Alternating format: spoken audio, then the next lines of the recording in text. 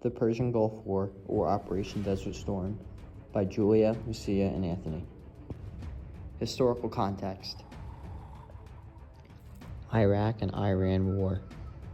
Iraq fought an 8-year war that was instigated by Saddam Hussein against Iran.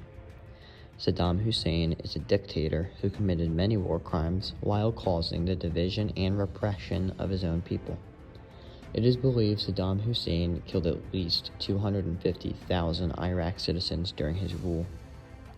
The war ended in a stalemate, with both nations facing harsh economic losses. The war left Iraq $80 billion in debt, with one of Iraq's main creditors being Kuwait. Oil. The Persian Gulf region contains roughly 1/4 of the world's oil and 3/4 of the world's oil reserves, making Kuwait one of the most oil-rich regions on Earth. Kuwait achieved their oil monopoly by mining from Rumaila Field. Rumaila Field is a piece of land on the border of Kuwait and Iraq. Iraq claimed that Kuwait mined portions of the field on Iraq's side of the border. They said the oil was worth roughly $2.4 billion. Iraq demanded compensation for the stolen oil, but Kuwait refused to pay. Causes. The causes of the war were Iraq's national debt owed to Kuwait, Kuwait stealing oil from Rumaila Field, and Iraq's ambition to expand alongside Saddam Hussein. Trigger. The trigger of the war was the invasion of Kuwait. A couple days later, the United States of America got involved in the war. Major players. Major players in the war include Iraq, Kuwait, and the USA. Other players include Saudi Arabia and allies in the coalition. Strategy. The goal was to win the war in the air and minimize combat on the ground as much as possible. Turning point. The turning point of the war was the start of Operation Desert Storm in January 17th of 1991. Claim. Although the war cost the United States $61 billion in the death of Americans, the war enabled the U.S. to defend the sovereignty of Kuwait and develop a connection to the oil monopoly in the Middle East, making the benefits of the war worth the cost. The background of the war. The Persian Gulf War started with the invasion of Kuwait with roughly 100,000 troops, which took place August 2, 1990. This attack lasted 4 hours and was led by Saddam Hussein. Following this, Iraq annexed the country to reduce its national debt worth $37 billion just within the Persian Gulf, and additionally to gain control over Kuwait's oils and the reserves. The Kuwaiti civilians had rebelled against the annexion from Iraq by using underground systems for transportation and resorted to hindering the Iraqi military. The Kuwaitis had been armed, but they hadn't used their weapons out of fear, and while some Kuwaiti civilians fled the country, many still provided international support for the nation and its people. To retaliate to the Kuwaiti civilians who rebelled, Saddam Hussein arrested, tortured, and executed thousands of them in response. 5 days later, on August 7, 1990, the operation SHIELD began to contain potential attacks that might further come into play. The general of the operation was General Norman Schwarzkopf, who was born in Trenton, New Jersey. He planned and led this, hoping for success at the end of the war. The operation consisted of 35 to 40 countries led by the United States that ordered sanctions to be placed on Iraq and for the removal of Iraqi forces. Operation Desert Shield was able to provide Saudi Arabia and nearby locations with protection from Iraq. The day this operation began, the U.S. moved much of its military into Saudi Arabia while using psychological attacks against Iraq to prevent further tragical problems. Progressing towards later in the year of 1990, on November 29th, Resolution 678 was passed. This is one of the many that were passed in order to use force against Iraq in response to their invasion in August. Resolution 678 stated that if Iraq didn't withdraw by January 15, 1991, force would be permitted. Hussein refused this order, and the Operation Desert Storm was taken into action, giving the U.S. the right to invade Iraq, which started 2 days later on January 17, 1991 at 2:36 a.m. The U.S. used missiles and helicopters to destroy Iraq's radar systems and anti-air weaponry, opening a 20-mile gap in the Iraq defense. This allowed the U.S. to use aircraft such as stealth bombers to attack Iraq bases and infantry on the ground with no risk. It was 38 days later, on February 24, 1991, when the last operation took place, Operation Desert Saber, also known as the 100-Grand War.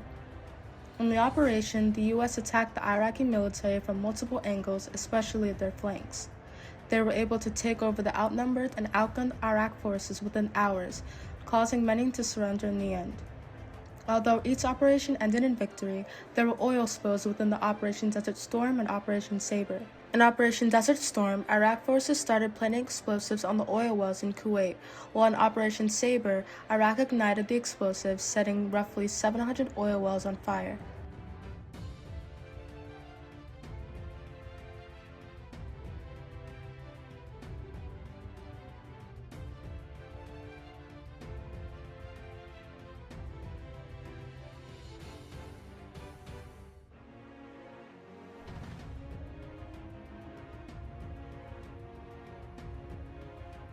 The fires burned 5 million barrels of oil each day and allowed 11 million barrels to escape into the Gulf, and had evidently cost America $1.5 billion and took over 2 months to clean up. However, in the end, the Persian Gulf War lasted 6 months and was a monumental victory for the USA, as Iraq left Kuwait on February 27, 1991, and accepted ceasefire on the following day on the 28th. And Iraq had also accepted the resolutions from Operation Desert Shield. Immediate results. The immediate result of the war was Iraq was defeated and retreated from Kuwait. Was the war financially beneficial to our nation? The effects of the war were not financially beneficial. However, the United States received about $54 billion from allying nations, reducing the financial offset significantly. What was the monetary cost of fighting the war? The total estimated cost of the Persian Gulf War was around $116.6 billion. Of this, the United States covered $61 billion, while other countries such as Saudi Arabia, Japan, Kuwait, and Germany offset the cost significantly, estimating to have contributed around $54 billion in total. What were the opportunity costs of fighting the war? The main opportunity costs of fighting the war included the motivation of gaining trust from Middle Eastern countries, preventing Iraq from expansion, and balancing power in the Gulf region, as well as protecting the oil industries that the United States relied on. The U.S. had strong alliances with countries like Saudi Arabia and Kuwait, and protecting them was a key factor in their decision to intervene. Additionally, a major motivation was the protection of global oil supplies. Iraq's invasion led to a threat on oil production, which could have resulted in significant economic issues worldwide. As a result, the U.S. felt it was necessary to fight despite the costs, as its own oil supply was at serious risk. How did the war influence economic growth and decline in the country? During the Persian Gulf War, there was a spike in oil prices. This increase in oil contributed to the higher costs for goods and services, as well as transportation. Although, after the war, prices returned back to normal and the U.S. gained trust because it demonstrated its ability to protect their resources. What was gained from the war? The United States gained no territories from the Persian Gulf War, but it expanded its military presence, particularly in Kuwait and Saudi Arabia bases. These areas were not considered holdings or territories, but they enabled the United States to show dominance throughout the regions. Nations such as Saudi Arabia and Kuwait became close allies with the U.S., strengthening America's relationships with countries in the Middle Eastern region. This also stabilized the oil production industry, which is a crucial resource for the United States. What was lost? In total, there were around 1,000 casualties, 294 being U.S. military soldiers. No land was lost, although the burning oil fields were destroyed or heavily damaged, which resulted in years of necessary rebuild. What would have been the consequences of not fighting the war? If the United States had not fought in the Persian Gulf War, Kuwait would likely have been taken over by Saddam Hussein. This would have increased threats throughout the entire Middle East, especially neighboring country Saudi Arabia. The oil production would have been controlled and prices would have skyrocketed. The United States needed to intervene to strengthen their alliances around the world and protect their oil industries.